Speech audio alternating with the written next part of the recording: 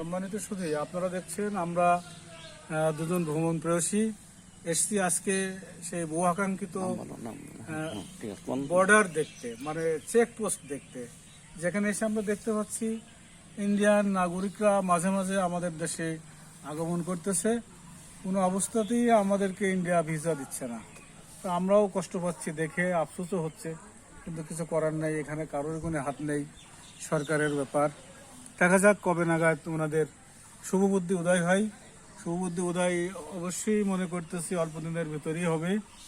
তো আপনারা যারা আমরা আসলে ইন্ডিয়া প্যাকেজ করি বেড়ানোর জন্য, আপনারা যারা ইন্ডিয়াতে বেড়াতে যেতে চান, আমাদের এই যে শ্রদ্ধেয় বদর ভাই আছেন, উনি একজন দক্ষ, সুশৃঙ্খল দক্ষ একজন ব্যক্তি। উনি অনেকবার ইন্ডিয়াতে গেছে। ওনার এবারের প্যাকেজ আছে বোম্বে, আগ্রা, এলাহাবাদ, তাজমহল, কাশ্মীর। আপনারা যারা যেতে ইচ্ছুক আপনারা ওনার সঙ্গে যোগাযোগ করে যেতে পারেন, নির্দ্বিধায় যেতে পারেন, কোনো সমস্যা নেই।